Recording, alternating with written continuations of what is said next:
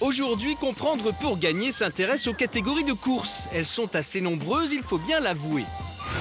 Alors, dans les courses, il y a les groupes 1, les groupes 2, les groupes 3, les listed race, et puis ensuite A, B, C, D, E, F, G. Ben, tu vois, les pommes, c'est pareil. Il y a les Granny, il y a les Canada, les Pink Lady. Voilà quoi. Et c'est quoi le rapport? Eh bien, le rapport, c'est que ça m'aide justement à comprendre les différentes catégories de courses. Ah, d'accord. Mais il t'en manque une alors? Comment ça, il m'en manque une? Ah oui, il te manque les courses à handicap. Bah oui, mais enfin, j'ai plus de pommes, moi, qu'est-ce que je fais? Bon, allez. Tiens. Mais t'as bouffé ma pomme? Ah oui, je te rends service, c'est une course à handicap, donc je t'ai retiré un peu de poids.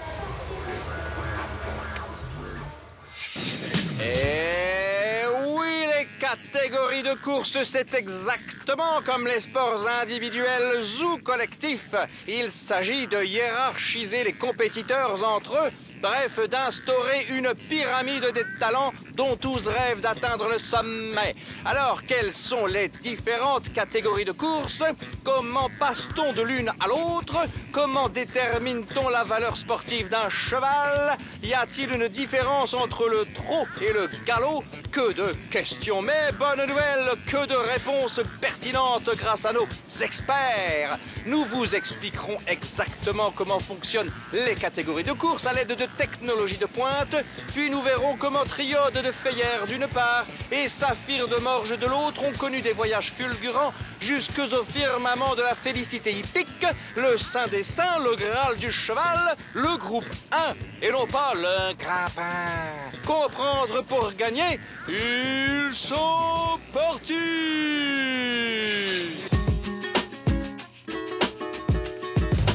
Dans le football, dans le basket ou encore le rugby, il y a des divisions des clubs les plus faibles aux clubs les plus forts. Eh bien pour les chevaux c'est pareil, il y a beaucoup de catégories de courses pour une raison simple. Il y a beaucoup de catégories de chevaux et c'est un petit peu comme les championnats de région, les championnats de département, et championnats de France, championnats d'Europe, championnats du monde. La même chose que les sports collectifs, le football, le handball, le volleyball. On part, c'est des groupes 1, groupe 2, groupe 3, listed, et après des courses A, B, C, D, E, F, G. G, c'est pas terrible, hein. C'est comme au foot, hein. C'est quoi, c'est division d'honneur, je crois, c'est à peu près ça. Donc voilà, le top, c'est le groupe 1. C'est la Ligue 1, au foot, c'est la Ligue des champions. Mais attention, au trot ou au galop, les catégories ne sont pas les mêmes. Au galop, ce sont des valeurs qui sont établies. Et plus les chevaux ont une valeur élevée, plus ils montent de catégorie. Et au trot, ce sont par les gains qu'on les juge. Et plus ils gagnent de gains, plus ils montent de catégorie. Il y a plusieurs catégories de courses, évidemment. Mais en attendant de vous les expliquer en détail d'ici 2 minutes, en voici la liste précise. Il y a les courses à condition, les handicaps, également les groupes, hein, après les listed race. Donc tout dépend du niveau du cheval, en fait. Hein. Soit il monte de catégorie, soit il descend de catégorie au fil des courses, quoi. Plus on monte en catégorie et plus les gains pour les parieurs sont importants en général, car ce sont souvent les courses les plus jouées. Sachez déjà que le but pour tout entraîneur, et donc pour son cheval, est de passer à la catégorie supérieure. Il y a même une expression rigolote pour ça. On dit remonter l'alphabet et je crois que ça explique bien les choses. Il me semble que le système est pas mal et que c'est assez facile à comprendre, même pour un néophyte. En début de carrière, vous courez des courses, admettons F, G, et en fait on monte l'alphabet. Donc si vous gagnez une course F, vous avez le droit de courir ensuite, enfin vous devez courir au niveau supérieur, soit les courses A, B, voire listed, même groupe. Évidemment, tous les entraîneurs et propriétaires n'ont qu'un objectif pour leur cheval, qu'il atteigne le top du top. Le rêve, c'est le groupe 1. Il y a des pouliches comme Zarkava qui ont débuté, qui a gagné une B, je crois, c'est une B. 3 semaines après, elle a gagné un groupe 1. Voilà, l'entraîneur s'est pas embêté, il est allé directement sur un groupe 1. Il avait une pouliche de groupe 1, il l'a mise groupe 1, voilà. Il n'y a pas que des bons, malheureusement. Eh ben, on a fait des catégories de courses pour que les moins bons puissent s'exprimer, puissent aussi gagner leur avoine, donner la chance à tout le monde. Et un petit peu, je dirais, un petit peu comme on peut faire en Coupe de France, parfois les amateurs deviennent professionnels, il y en a un qui sort de temps en temps et voilà. Maintenant, si le cheval est bon, rien ne lui interdit de disputer un groupe 1 si son propriétaire veut se faire plaisir, à la condition qu'il consente à payer les droits d'engagement, et là, c'est une autre histoire. Bien, ceci étant dit, on vous explique maintenant comment ça marche. Autrefois, le classement permettant aux parieurs de connaître la catégorie dans laquelle couraient les chevaux correspondait à l'allocation globale de la course. On parlait ainsi d'un prix à 20 000 ou à 30 000. Mais un prix à 30 000 couru à un endroit était souvent supérieur ou inférieur à un prix à 30 000 couru ailleurs. Compliqué. Les organisateurs ont donc désormais recours à un classement particulier. Dans le détail, ce classement s'établit désormais de la façon suivante, au galop, en descendant la pyramide. Groupe 1, ce sont les courses d'élite, comme le prix de l'Arc de Triomphe. Groupe 2, groupe 3, ce sont les courses préparatoires aux grandes courses d'élite. Puis il y a les listed race, c'est un peu l'antichambre des courses de groupe. Et puis il y a les courses A, B, C, D, E, F, G, qui toutes sont des courses accessibles à tous les chevaux et servent essentiellement à déterminer leur potentiel. C'est un peu un programme en escalier, si vous voulez. Quand vous avez gagné une course F, vous allez vers la course D. Et quand vous avez gagné une course D, vous allez vers une course B.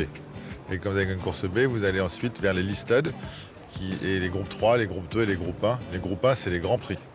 Au trot, même cinéma, à la différence que les listed race n'existent pas et que la course à réclamer est une course R. Et oui, il y a aussi des courses à part. Vous avez des courses handicap, où là, vous pouvez courir tout le temps. Et c'est l'handicapeur qui vous donne un poids. Et vous avez des courses aussi à réclamer, où les chevaux sont à vendre. Les courses à réclamer appartiennent à une catégorie hors catégorie. Car ce qui motive l'engagement dans une course à réclamer, ce n'est pas la valeur sportive du cheval, mais le prix auquel il est mis à vendre. Tous les chevaux au départ de ces épreuves sont à vendre à un prix fixé dans les conditions de course et appelé taux de réclamation. Enfin vient une catégorie à part, les handicaps, ces courses que vous connaissez bien et dans lesquelles les chevaux portent un poids attribué par le handicapeur afin d'égaliser leurs chances. Tu vois ce cheval-là, on peut dire qu'il est dans sa catégorie. Il a plus que le niveau pour défendre ses chances. C'est vrai qu'il est impressionnant, hein. Il n'a rien à voir avec les autres. Hein. Ah ben si, justement. Comment ça? Mais s'il n'a rien à voir avec les autres, c'est qu'il n'est pas dans sa catégorie. Un cheval qui n'a rien à voir avec les autres, c'est un cheval surclassé qui a peu de chance en fait. Tu veux dire qu'on peut monter de catégorie ou descendre de catégorie tout en étant hors catégorie dans une catégorie qui est sa catégorie?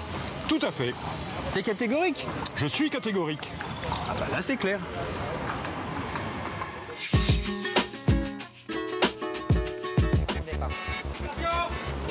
Et voilà parti au centre de l'hippodrome, 1 km dans ce Qatar Prix de l'abbaye de Longchamp avec un bon départ d'ensemble et après 100 mètres de... Le 3 octobre 2010, Maradentro termine 3e du prix de l'abbaye de Longchamp, un groupe 1. Une belle ascension commencée par une course G quelques mois auparavant. C'est un cheval qu'on a payé 30 000 € et qui a atteint les sommets un an après d'ailleurs. Puisque pratiquement un an après, jour pour jour, il était au départ à Longchamp du prix de l'abbaye de Longchamp, le groupe 1 des sprinteurs en France. Gilded Girl qui est encore le meilleur à 200 mètres du poteau, qui a 2 longueurs d'avance sur à l'extérieur. Les Diables de Désert qui viennent de plus en plus fort devant Arctic à quelques mètres du poteau. Le 21, les Jet Girl qui est le meilleur sur les Diables de Désert qui vient échouer, semble-t-il, à une encolure. Et c'est le 21, Gilded Girl qui s'impose une longueur devant les Diables de Désert. Marchand d'or et Maradentro viennent ensuite avec Arctic. Le 12 février 2012, Saphir de Morges remportait le prix des Centaures, un groupe 1 au trot monté à Vincennes. Quelques mois auparavant, il courait à réclamer. Le cheval était en pleine forme, hein. Il restait que sur des bonnes performances. L'entourage était content de courir à un groupe 1. Il effectue l'envolte, plutôt qu'il favori assure son départ, il est tout en dehors. Bon départ au centre pour la Kazakh Philippe Allaire avec Up Market et Upper Class qui tous les deux ont pris un excellent départ. La progression du cheval, c'est vrai qu'elle a été très forte en très peu de temps. Tsar de Tonnerre et Saphir de Morges qui tous les deux rendaient 50 mètres sont finalement tout près de leur cadet. Pour moi, en tant que jockey, je pensais qu'on allait courir pour les 5e ou 6e places. Up Market qui se rapproche avec également Saphir de Morges. Attention à Tsar de Tonnerre, il semble avoir des ressources en queue de peloton. Il s'apprête maintenant à progresser en dehors. Il s'est donné un cœur joie sur la piste et il a eu un finish extraordinaire. Up Market qui a l'avantage devant Saphir de Morges, Tsar de Tonnerre, un team de Nacre, Unshine MF également qui termine vite avec maintenant Saphir de Morges qui va rentrer 50 mètres victorieusement. Saphir de Morges qui remporte ce prix des Centaures devant Up Market, 3e place. Saphir de Morges remporte ce groupe 1 à la cote de 18 contre 1. Pour optimiser les chances du parieur, il faut savoir repérer les chevaux qui sont dans leur catégorie, ceux qui montent de catégorie ou encore ceux qui descendent de catégorie, et aussi savoir reconnaître les chevaux surclassés. Il suffit de regarder un petit peu le papier, un petit peu avec qui il a couru, où est-ce qu'il a couru, regarder surtout les adversaires. Nous, c'est ce qu'on fait, on regarde l'internet, il y a des valeurs handicap qui sont mises par des handicapeurs. Et ces valeurs handicap font que généralement ce sont des gens très compétents et qui ne se trompent pas beaucoup. Certains signes, parfois, permettent de se faire une petite idée de la valeur de tel ou tel cheval, car certaines courses appartenant à une même catégorie ne sont pas forcément égales. Fatalement, je vais privilégier un cheval qui a couru dans une catégorie plus importante. Je sais pas, un cheval qui a couru une course A par rapport à un cheval qui aura couru en province une course G. Mais c'est pas toujours vrai. Un cheval qui gagne de 20 longueurs une course G en province est peut-être meilleur qu'un cheval qui aura gagné d'une tête à Longchamp une course A. Pour mettre beaucoup de chance de son côté, l'astuce consiste à savoir lire à la fois le programme de course et les listes d'engagement. Il est intéressant également de savoir ce que pense l'entraîneur de son cheval. Un cheval qui va débuter dans une F et derrière on le présente dans une listed, voire dans un groupe, autant dire que l'entraîneur estime beaucoup son cheval et croit beaucoup en lui. Ça c'est une évidence. Un bon professionnel qui voit arriver chez lui un poulain repère d'emblée le potentiel de l'animal et il est rapidement en position de dire quelle en est la valeur sportive et quelle sera sa carrière sans grand risque d'erreur. Après, il reste au parieur plein de paramètres à analyser. Première fois course à réclamer, c'est un petit plus pour moi. Parce que ça veut dire que c'est un cheval qui descend de catégorie, mais peut-être meilleur que cette catégorie-là. Il peut être un peu fatigué aussi, mais c'est souvent un cheval qui court une première fois à réclamer, ça peut être payant. Si vous avez un cheval qui a gagné il y a un an en 35 de valeur, ensuite il est passé en 38, 39 de valeur et il prend des petites places, on revoit un an après qu'il redescend en 34, 35 de valeur, on se dit finalement il est revenu à sa valeur, c'est peut-être le jour ou jamais de le jouer. Donc évidemment c'est important de suivre un cheval et de ne pas le condamner, le juger trop sévèrement sur une course. Au contraire, il faut analyser, voir ce qui n'a pas été. Et soyez vigilants, quand un cheval descend de catégorie ou monte de catégorie, c'est bon signe pour le parieur dans le premier cas et mauvais dans le second, sauf si le cheval est en condition physique ascendante. Enfin, si l'on dit d'un cheval que c'est un classique, c'est qu'il est capable, a priori, de terminer à l'arrivée d'un groupe 1. Qu'est-ce qui progresse plus vite que l'alphabet ? Eh ben, mon fils, en classe de CP, il était super bon en français. Mais non, c'est un cheval qui grimpe de catégorie à chaque course qu'il court, en les gagnant. Ah. Qu'est-ce qui ne tient plus dans sa peau ? Qu'est-ce qui ne tient plus dans sa peau ? Une orange qu'on appelait ? Eh non, c'est un cheval en pleine forme. Dis donc, je trouve que tu te la racontes un peu, question culture générale. Moi j'ai une question pour toi aussi. C'est quoi la nourriture préférée d'un cheval ? Le foin, évidemment. Évidemment. Non, monsieur. La nourriture préférée du cheval, c'est la fraise tagada. Tagada, tagada, tagada. Hein ? Je te la raconte moi maintenant, hein ?